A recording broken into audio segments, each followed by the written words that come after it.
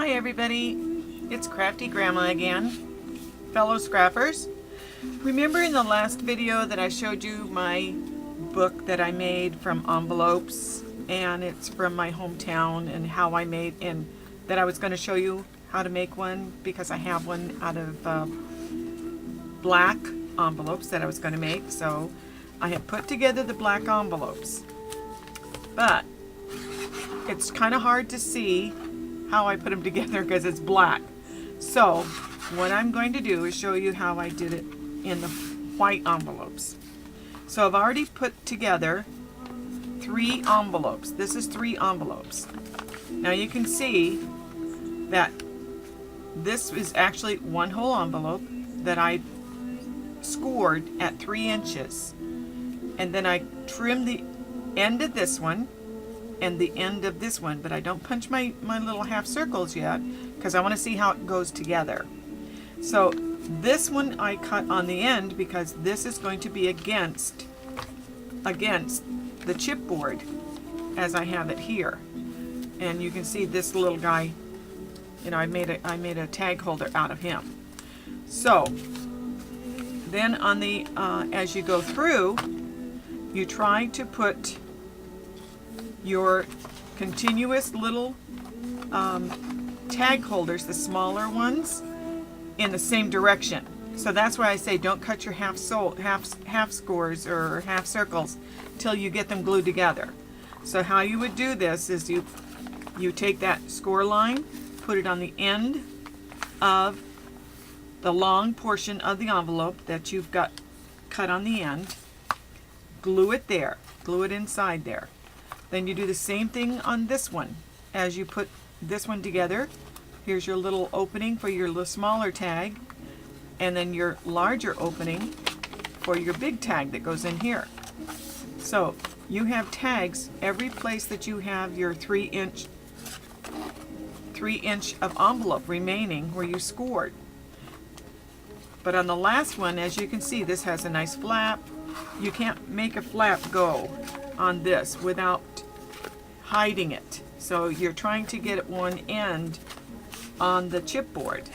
So what you would do is you would glue the envelope to the other envelope, the long portion. But as you can tell, you got to be careful. So when you cut your half circle, you cut it on the very side that will open up. And then now, after I glue this one down, I can cut my half circle here, and then I can cut my half circle here because this is my 2 ends that will connect to the chipboard that I've only cut on the end of the envelope, not on the top, right like this, as I made a tag holder. So let me go ahead and put that on. I'm just going to use my ATG to put this together real quick. I don't recommend it because it does come apart. So I usually use glue. I like the use of glue, and I use this Scott quick dry adhesive, and it seems to work really good for me. But that's I guess it's a preference on a choice of what you would like. Okay, so I gotta check my openings again. Where are my? Okay, they're on the other side. So see, here's my openings that I have for my small tags. So I don't want to put it on the wrong side. But I haven't cut them, so this portion is going to go at this end of this envelope. So I'm going to lay it flat so I can do that. So I line it up with the other envelope and secure it down. So now I have my openings. So this one is going to be flat against a chipboard, and so is this one. So I would have to cut my opening, my half circle, right there. So let me reach over and get my half circle punch. Well, it's actually a 1 inch, but I cut it in half just to line it up and try to get an eye view of where it is in the middle. So there's that one, because that's going against my chipboard. Now this one I have on the opening on this end. Where are you? There it is. the one I just glued down to the longer envelope. Oops, that's right, I have to go this way so I can see what I'm doing. Okay, that looks good. So there we have it. Now I obviously have more envelopes in the black one, but I wanted to show you what else I use. This is the chipboard. I've already got it measured up and everything that I'll be putting it together. But I wanted to show you this after I put some paper on this side. I will glue this one down, and of course have my paper on this also. And then that will be glued together, and then this one will be glued on the other side, so that when you open it up, it opens up in like a zigzag, and you have all these photo plates that you can, photo mounts that you can put down, all the tags you can create, the inner tags on the big side of the envelope, the small ones on the small tags, and then continuous all through, which makes it really cool because then you can put your pictures here and then describe what it is here and decorate whatever you want to do on the other side. I have, like I showed you before, I've tried to get some of them done. This was the number please operators that would answer the phone. Yeah, they did that really. And anyway, those are all the tags that I've created, and I've used manila folders. That's all I've done with these was manila folders. Cut them up, and I do the distressing ink on it. I've got some line stampers that I use, and then I haven't made the tag tops, and I've yet to do that, complete this book. So that ends the tutorial, as it were, on the one that you would make for your own zigzag one. So now I wanted to tell you about the chipboard. The chipboard is actually something I found at Michael's. As you can see, it's Michael's here, chipboard, and it's a 5x7, and it comes with 2 little rings. Now, I have a bind it all, which I use a lot, so I don't need one on this one, on the zigzag fold out, but this comes with 2 sets of chipboard in this packet, like that. So, and I've trimmed mine already so that I can start on my black one. So that's, and this was in the, you know, the dollar bins? That's where I got this, in the dollar bins.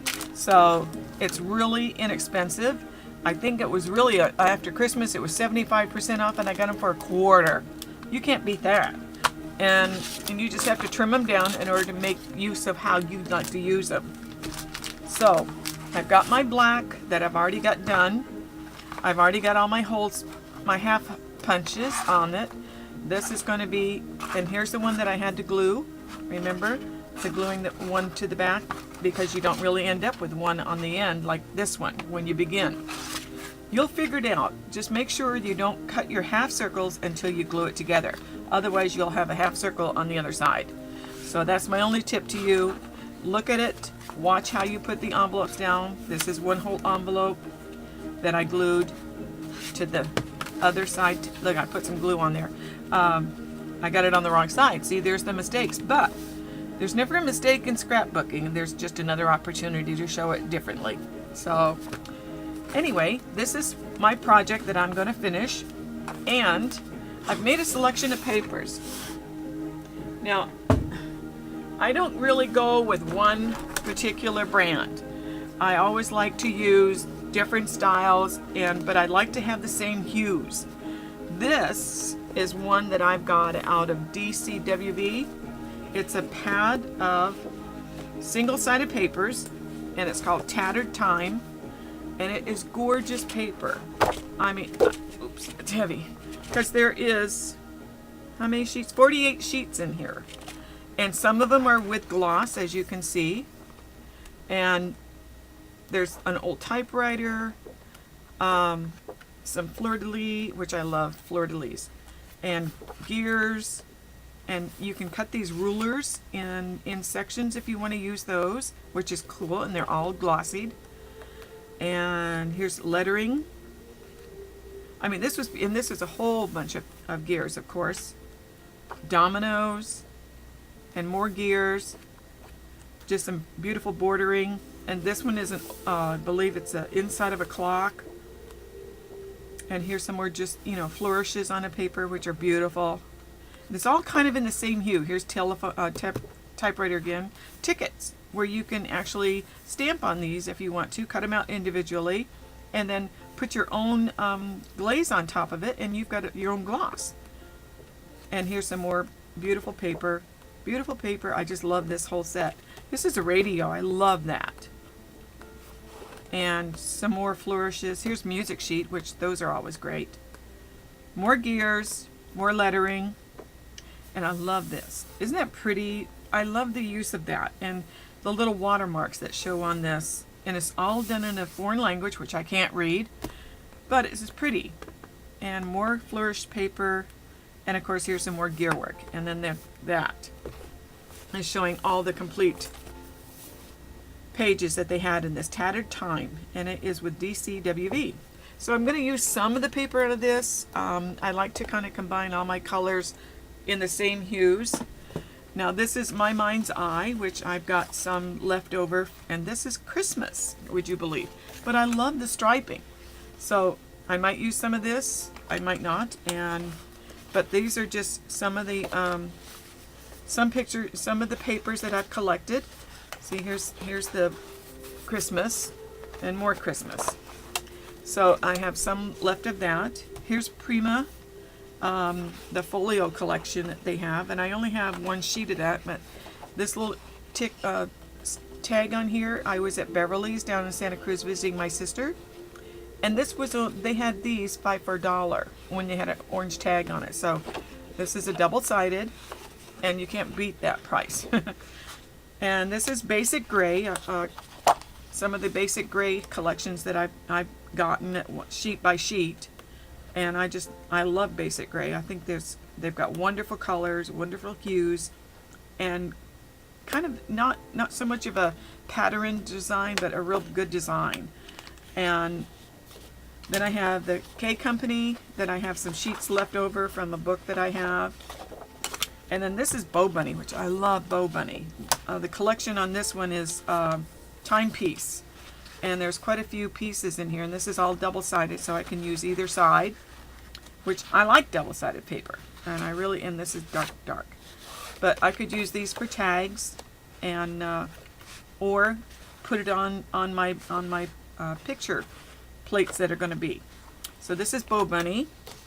And then this one is DCWV. This is the one that I pattern book that I bought some time ago. And this is the Once Upon a Time series. I love that series. I made my sister a beautiful paper bag album of all of her flowers in her garden that I took pictures of back in 2010. And of course, you know, when winter comes, everything gets frozen or whatever. So her garden looks really piddly right now, but aren't these pretty papers though? This is all from, like I said, the Once Upon a Time series. So I'm going to use some of these papers. I'm going to send some of these. I also had pieces of that I don't even know what the name of them are cut off, but I think it's Bow Bunny. I'm not really sure. But I also use manila folders as part of my tags, like I said, and I distress them with the Tim Holtz distressing ink on the edges, which I love to do. And I also put tags on them, the little toppers on them. So enjoy, and I hopefully have this completed, and you can see how it's going to look at the end of my time of getting it together. And if you need any more instructions, just rewind this and you'll see it, okay? Thank you so much, and you have a good day.